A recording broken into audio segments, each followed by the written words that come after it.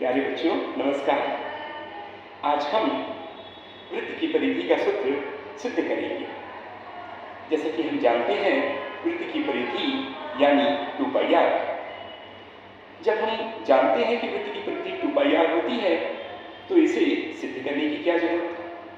हम बस वृत्त की परिधि का सूत्र याद किए और किसी समस्या को हल करने में उसका प्रयोग कर दिए।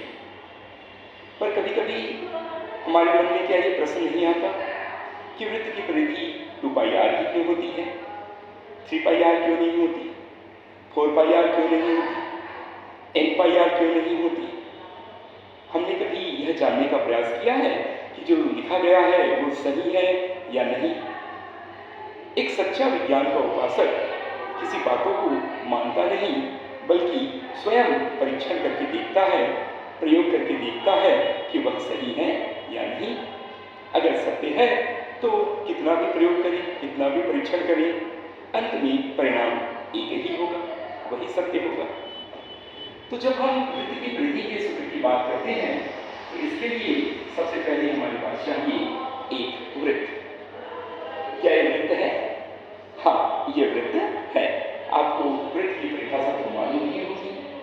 चूंकि यह वृत्त है तो यह वृत्त का केंद्र है और वृत्त का केंद्र है तो यह वृत्त की त्रिज्या होगी। अब हमें करना यह है कि यह एक लंब है और एक यह रेखा खींचनी है। जैसे कि आप देख सकते हैं यह एक समकोण त्रिभुज बन गया है। अब हम इसे नाम अंकित कर देते हैं, O A और यह B। अब आप देख सकते हैं कि यहाँ आपके पास एक छोटी समकोण त्रिभुज है जिसे हम OAB कहेंगे। जब समकोण त्रिभुज होगी तो उसकी क्षेत्रफल भी होगी, उसका एरिया भी होगा। तो एरिया यानी ये उसकी ऊंचाई हो गई क्योंकि यह लंब है और जिस पर लंब है वह आधार होगी। मान लेते हैं आधार H है।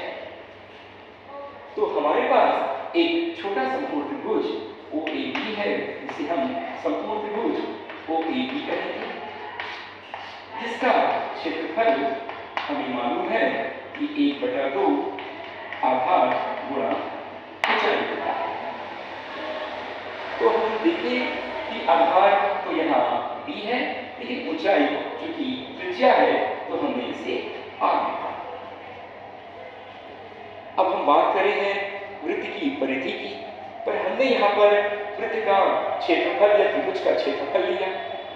तो पहले हमें यह समझना जरूरी है कि वृत्त की परिधि अर्थात क्या।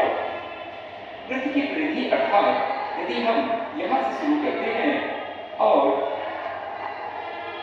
इस बाहरी आवरण को इस प्रकार पूरा करते जाते हैं तो निश्चित तौर पर हमें दूरी तय करनी है।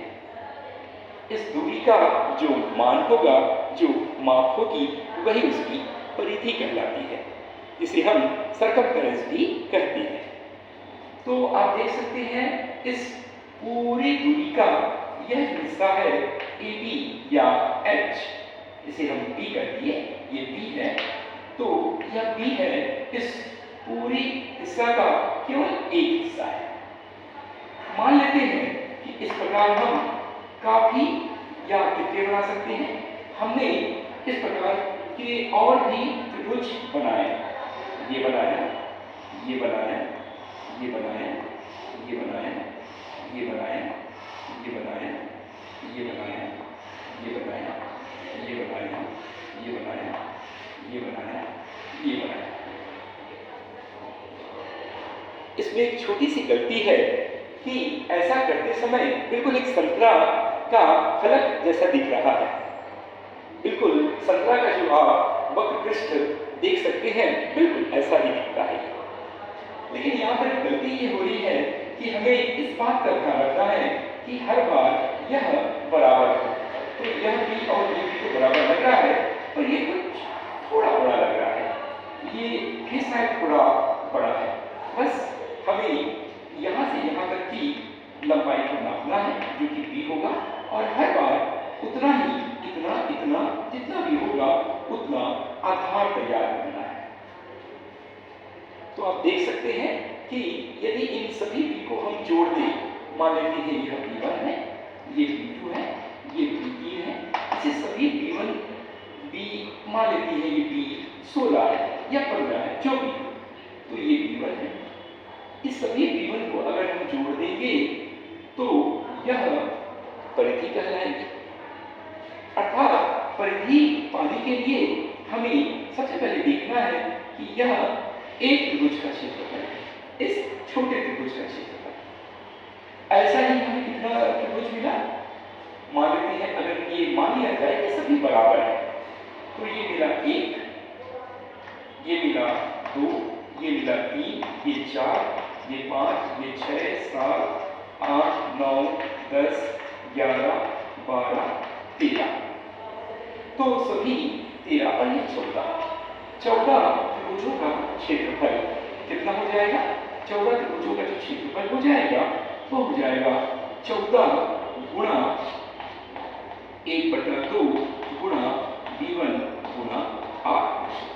क्योंकि 14 हम यह कंफर्म नहीं है कि 14 होगा, मान लेते हैं 14 की जगह कभी 15 हो सकता है, 16 हो सकता है, 18 हो सकता है, 25 हो सकता है। यह निर्भर करता है कि हम b1 कितनी लंबाई का लेते हैं, तो इसीलिए 14 न लिखकर हम यहाँ पर n लिख देते हैं। तो आप देख सकते हैं n गुणा 1/2 b1 गुणा r1 ये हो गया। लेकिन वास्तव में जब एक त्रिभुज का क्षेत्रफल हमने जोड़ा, फिर दूसरे को जोड़ा, फिर तीसरे को जोड़ा, सभी त्रिभुजों के क्षेत्रफल को अगर हम जोड़ते जाएंगे तो हमने एक ये जोड़ा, फिर दूसरे को जोड़ा, फिर तीसरा जोड़ा, फिर चौथा जोड़ा, मतलब सभी को जोड़ रहे हैं। तो जोड़ रहे हैं मतलब हमने 2 जोड़ा, फिर 2 जोड़ा, फिर 2 जोड़ा, फिर 2 जोड़ा, 2 को हमने 4 बार जोड़ा, अर्थात 4 गुणा 2। 2 को हमने 3 बार जोड़ा, अर्थात 3 गुणा 2। तो वैसे ही एक त्रिभुज का क्षेत्रफल को हमने n बार जोड़ा, तो अर्थात n गुणा 1/2 b1 गुणा r। यानी एक छोटा सा त्रिभुज को हमने कई बार जोड़ा, कई बार अर्थात यहाँ अभी तक हमने जोड़ा, अर्थात जितने बार जोड़ा उससे उसका गुणा कर दिया। यह केवल एक पक्ष है। दूसरा पक्ष क्या होगा? दूसरा पक्ष है आखिर हमने किया क्या? आखिर हमने इस वृत्त का क्षेत्रफल निकाला, इस वृत्त का क्षेत्रफल, और सभी को मालूम है कि वृत्त का क्षेत्रफल πr² है। हमें मालूम है यह छोटे छोटे त्रिभुजों को जोड़ना एक पक्ष था, लेकिन अंत में इन छोटे छोटे त्रिभुजों को जोड़कर हमने इस वृत्त का क्षेत्रफल निकाला, जिसे हम πr² कहते हैं। अब आप देख सकते हैं सामान्य क्रियाओं के द्वारा ये कट जाता है और ये तो इस तरफ गुणा हो जाता है 2πr, और इस तरफ हो जाता है n गुणा b1।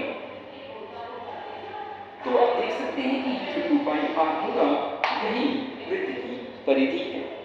इसका कारण क्या है?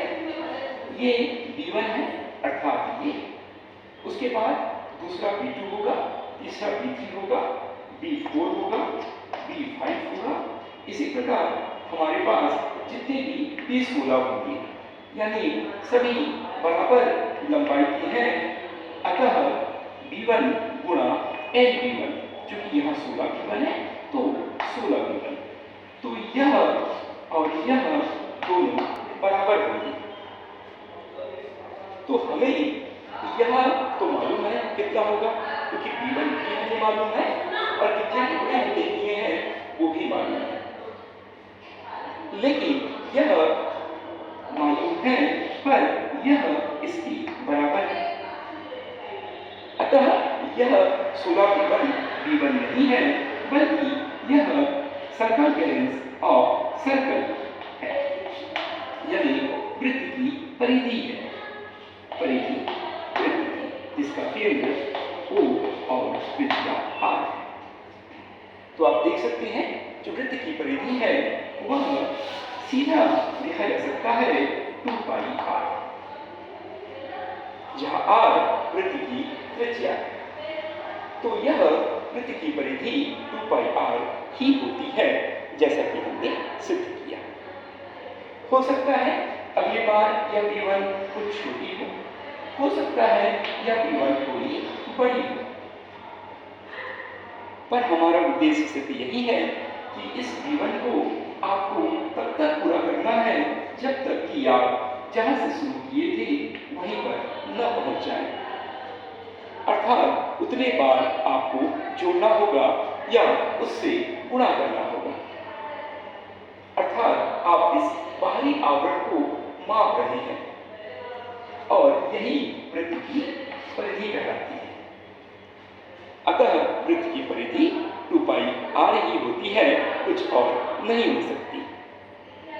यह है एक रोचक तरीका वृत्त की परिधि को सिद्ध करने का, और इससे और भी रोमांचक तरीके से, रचनात्मक तरीके से समझने का एक माध्यम है।